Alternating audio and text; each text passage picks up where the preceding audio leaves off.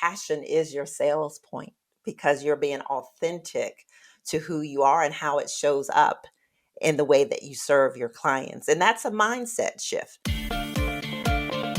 Welcome to Breaking Money Silence, a podcast series aimed at helping all of us talk more openly about money. Your host, Kathleen Kingsbury, is a wealth psychology expert who is doing what she does best, speaking about taboo topics. International speaker, author, and founder of KBK Wealth Connection, Kathleen understands money and our relationship with it. Now, here is Kathleen.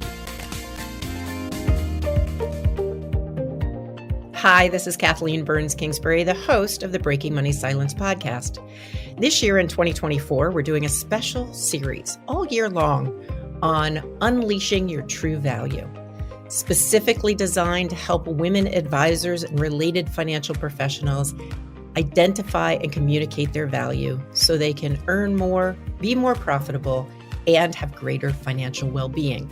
We're going to have guests from the financial services industry, coaches, consultants, people who can give you a different perspective and offer different tactics for unleashing your true value so you can feel better about making sales, feel better about earning more, and ultimately we can close the gender wage gap in the wealth management industry.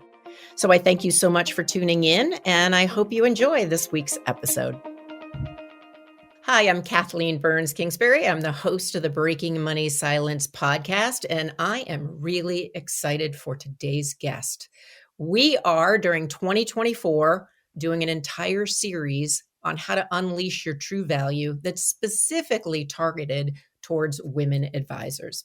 And we have a powerhouse of a female advisor as a guest today. She is my friend and colleague. Her name is Lazetta Rainey Braxton. And she's going to talk very specifically about how Black and Brown advisors and women advisors can unleash their true value. Let me tell you a little bit about Lazetta before I bring her onto the podcast. She's on a mission to create wealth for the common good. And actually, I can remember back when I first met her, we were at a conference. We had a chance to sit outside at a lovely table, have a little cocktail and talk. And you know what? Her mission has stayed consistent from that day forward. She's accomplished a lot in the interim, and she is passionate about amplifying diversity, inclusion, equality, and belonging in the financial planning profession. She does this through a variety of avenues. She does financial planning, public speaking, writing, consulting, and coaching.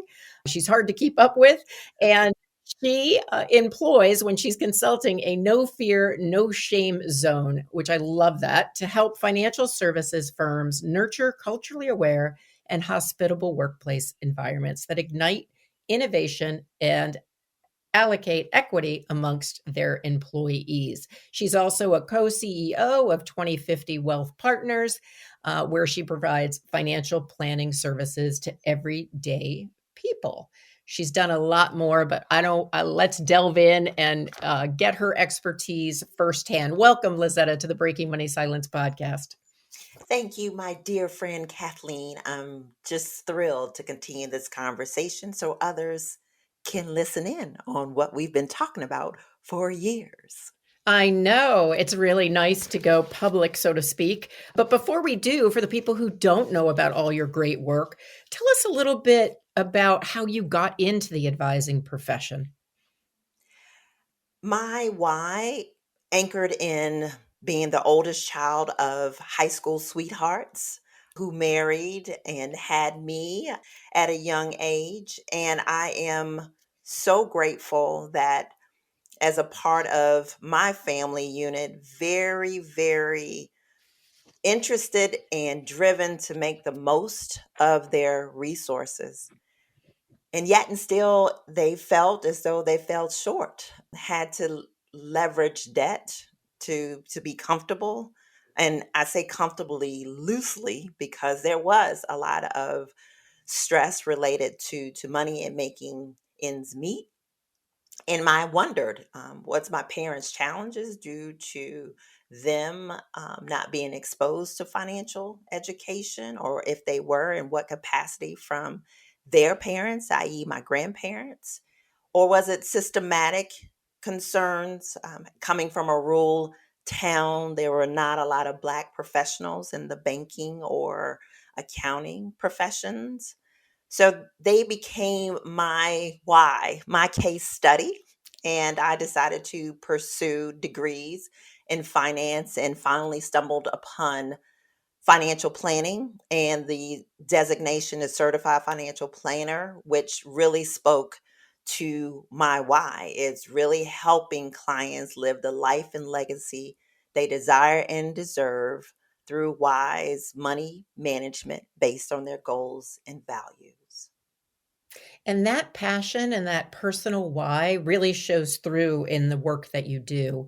There's a lot of different areas we could touch upon today, but I really want to focus in on women advisors because that's the essence of this series and just highlight that the number of women advisors who are CFPs, that certified financial planner, they only make up 23.6% of all CFPs. However, when you look at our population, it's almost 51% of the population is female. And then if we drill down a little bit more into different ethnicities, we look at Black CFP professionals account for 1.9% of CFPs. But they're approximately 13.6% of the population. Same problem with Hispanics, 2.9% of CFPs are Hispanic, and the general population is 18.9%. So those disparities talk to the lack of representation of both women as well as Brown and Black advisors in our profession, that it has been predominantly white since the start. So I'm curious for you, why do you think the representation is so low? And, why should we be concerned about that? I'll start with your first question about the why concerning the low representation. I'll give you my perspective as one representative of each of those populations, female, women, CFPs, and um, brown, black CFPs as well, too, the intersectionality between the two. And from my experience in conversations, extensive conversations and volunteer work in the industry, these are the top reasons that I see. One is really understanding, and this is from a consumer standpoint, what exactly is financial planning. Financial planning as a body of knowledge, I would say, have been around probably for 4 decades, where when you're thinking about investments, which is not financial planning, it's investment management, has been around for centuries, even longer. What to do with your resources. So we've had a disconnect with the concept of financial planning, which has improved over the years. With that disconnect with financial planning, when I got my undergraduate degree, I'm a Gen Xer. There were no financial planning courses, personal finance, which is still a challenge. One of the challenges that many financial planners face has been, one, people understanding what to expect from a financial planner. Two, believing that financial planning is for them, even if they're not a part of the 1%, right? Many folks say, I don't have enough money to work with someone else to help me with my money.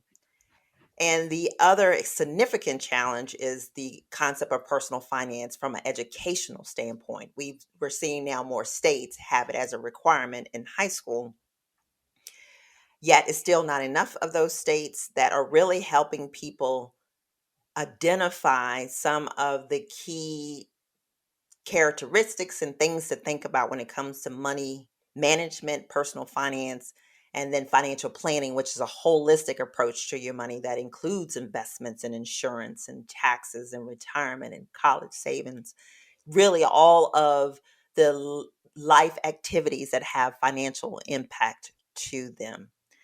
For people, females particularly, and for people of color, when it comes to financial planning, particularly if you want to start your own firm, because you do have a model that is different from what the industry is accustomed to, i.e., assets under management, many of the families that are new to financial planning do not have the AUM requirement of at least $1 million, which is a standpoint for the industry in terms of entering. So, of course, people are going to say at that level, it's only for the wealthy. New models, particularly the ones that I'm engaged in now, allow consumers, clients to use their income to turn that into wealth. So they're trading off maybe some of the habits that didn't serve them in the use of their money to investing in themselves and having a partner on their journey, i.e., a financial planner, to help them move along. And if you're deciding to start your own firm, that means you need capital. And that has another entry point in terms of statistics regarding minority firms that get financing to help build and grow their firms. I will say in my experience, I'm also a mother, and the industry in terms of its demands and engagements have not really been hospitable to the needs of women in balancing family and life and children. So that has also been a barrier when it comes to expectations and how we're able to service our clients that may be a little different from our white male counterparts who do not have the same household responsibilities as well. Those are a few of the barriers for women, in particular people of color. It is the education aspect that is necessary for the populations we desire to serve, the capital that we need to create new models that are different from the mainstream RIA wirehouse models. And then I also want to add, for a lot of clients who are still grasping that they are indeed worthy to invest in themselves in this way, and that it will pay off dividends to extend the trust that they have in their household to another partner who really cares about their well-being in a very holistic way that incorporates finances. You've done a great job of explaining all the complexities that make entry into the field much more complicated, and certainly growing your business, whether you're a woman, a person of color, or as in yourself, both. A couple of things came up for me. One was I don't remember financial planning being a major. I'm a Gen Xer. I'm a very old Gen Xer, but I'm a Gen Xer. I don't remember financial planning being an option. I might have been one because I certainly hang out with a lot of all of you. The other thing is I just had a conversation last night with a young person who was saying, I want financial advice, but I don't have the assets to pay for it, to get to access to that education. So it's good to know that the models are changing. I do like the model of really working with people at a variety of socioeconomic statuses. But let's shift a little bit from the broader picture to really talking about women of color. Because if you think about all those things you just mentioned, right? So the lack of awareness, lack of education, that it's difficult as a mother, that there's certainly biases in this profession and in this industry. It must be really hard for many women, I'm not going to say all, but many women, let alone women of color, to really identify and communicate their value, whether that's to their prospects, to their clients, or leadership. And so in that regard, whether it's through a personal story or people that you've mentored, what are those typical obstacles for women? And then we'll talk about how to, your tips for overcoming them. Since you identified as Gen Xer as well, and I remember the cold calls. Oh, Right. yes. And the sales calls, right? And I don't want to do a broad stroke for women. And I will say, and I know that you have the research as well too, but I'll speak to what I have seen and experienced as well, that our general disposition is more relational, and which makes us wonderful advisors and hesitant about feeling like a salesperson. Yes, you just hit the nail on the head with that one. And what the mindset shift is, when you're passionate about what you do, and I am one of them, then your passion is your sales point, because you're being authentic to who you are and how it shows up in the way that you serve your clients. And that's a mindset shift, because as you said, and we've discussed before, is that the industry is still predominantly white male, predominantly over the age of 50. So a lot of those habits, those structures are being slowly, I don't want to say dismantled, but Let's maybe call it changed. rethought, Rethought, that's the re-examined. word I was looking for. Maybe dismantle, but we'll use rethoughts. Um, and I am one of the ones that really appreciate what technology has done in this space to redefine engagement, to expand the opportunity of different learning styles, different engagement styles, giving us the opportunity to say how we want to present ourselves that feels authentic, accessible, and that's huge, accessibility. And the previous structures were very transactional, even with the business models of commission based, right? And so, with the models changing from commission to assets under management, and now you have more of the advice driven, whether it's hourly, project based, or retainer ongoing financial planning that has more relational feel to them, which strongly identifies with a lot of the approach for women and particularly people of color in terms of community as well too. It gives us confidence to be bold with our passion, which for us is our sales. It's our attracting those who are aligned with our values, our interests, and willing to engage in trust. And here's my acronym for trust: trading resources using sustainable truths. So the trading resources, that's that investment. The client is investing their time and money with the relationship, and we're in turn investing our time and our talent to make sure that we are aligned with their sustainable truths and their values, and they're coming to us because they feel and see that alignment as well too. So the new, and I'll say new, desire for relationships and authenticity and the need for trust makes it a great profession for women and people of color. If only we could have the support and allies to help minimize and reduce or eliminate the barriers to help us really succeed. Yes. And one of the programs that I offer in the wealth management space is really helping women identify, communicate their value. And a big part of that program is that mindset shift. And there is research that does support, although everybody's different. So if you're listening in and you're different in this way, that's okay. It's just research. But the idea that when it comes to emotional intelligence or when it comes to building relationships, that on average, women tend to be stronger in certain areas, like building the relationships and empathy.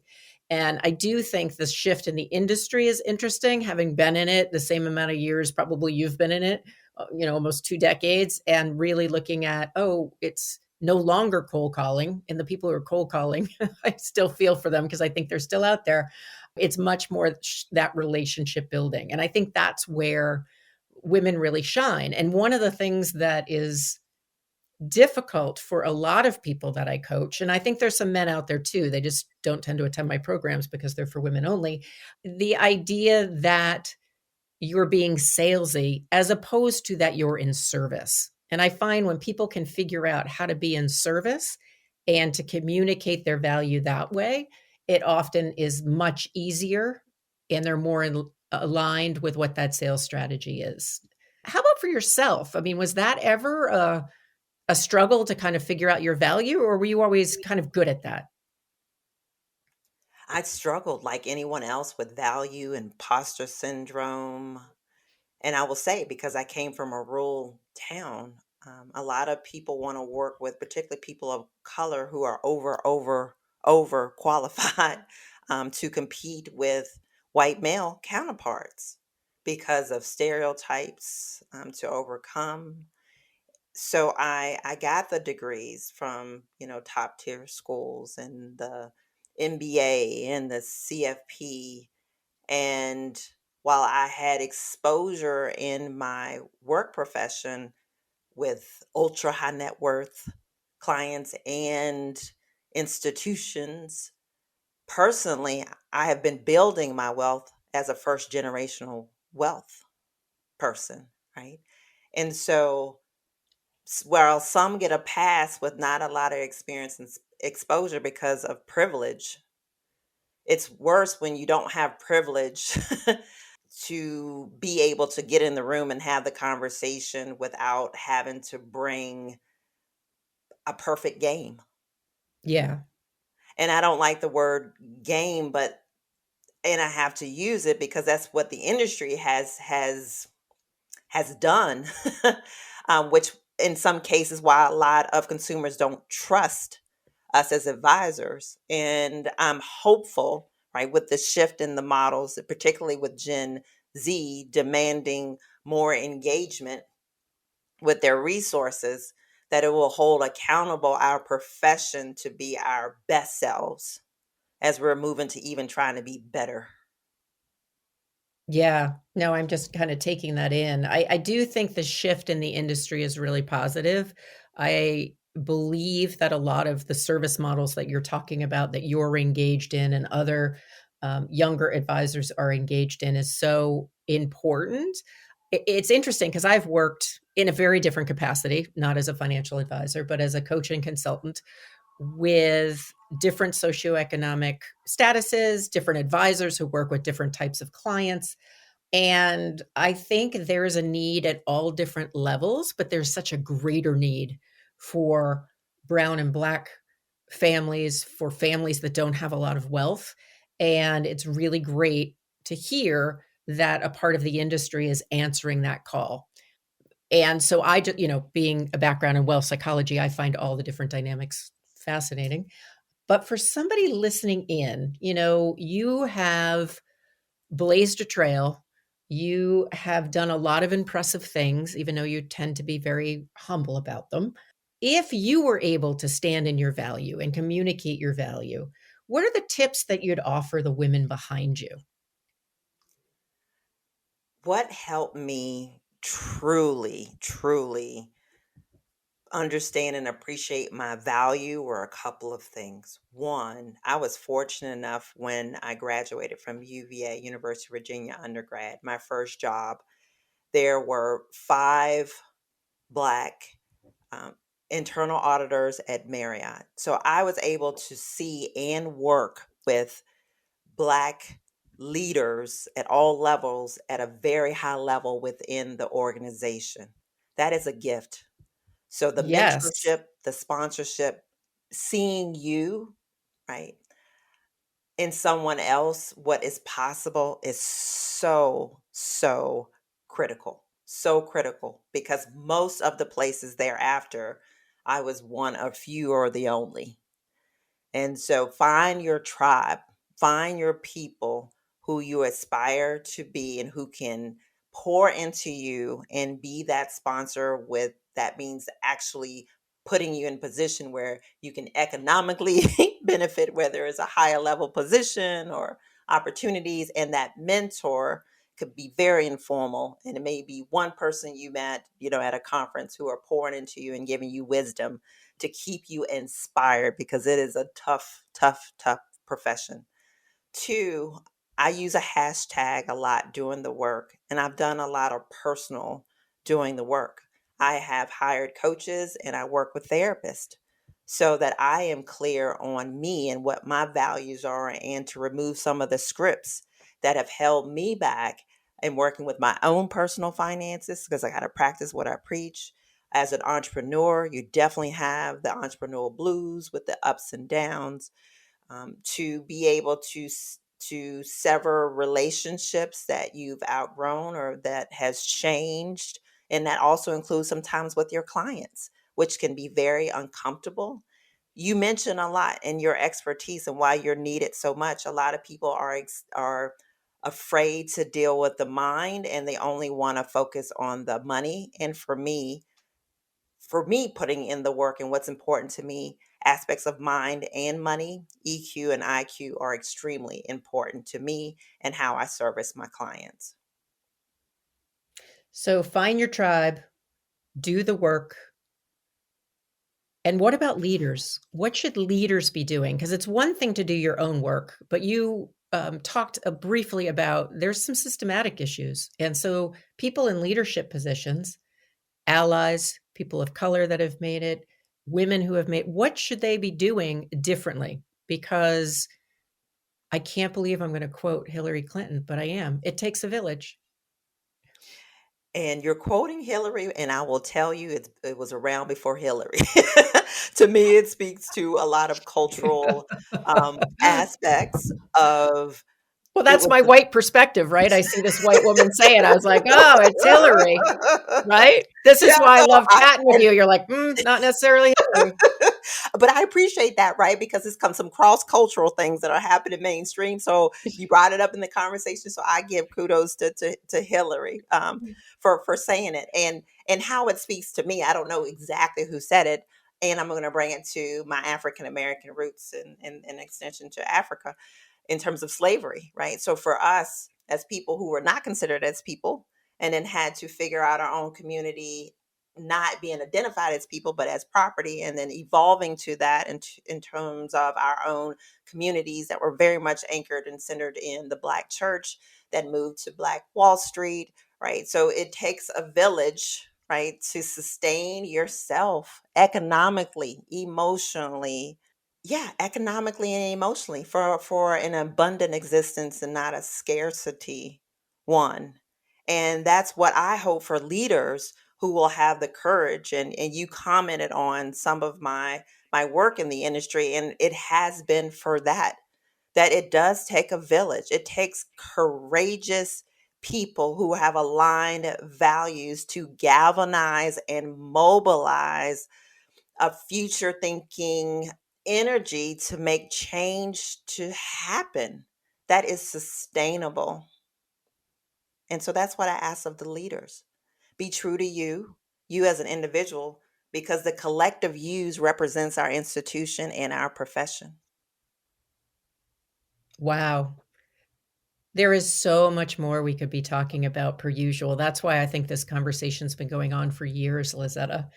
But in terms of the podcast, I'm wondering, like, if you had to leave the listening audience with one thing, one tip, one comment, like, what would it be and why? Speaking of the quotes, right? Gandhi says, be the change you seek in the world. So if you authentically seek the change, being it means embodying it and making action and doing the work with your human capital, with you, for the collective wealth, for the common good. So for people out there that want to hire you as a consultant to help in this regard, as a speaker, coach, whatever it might be, where can they find out more about your work and how they might work with you? Very easy. My website is my first name, Lazetta, LAZETTA.com.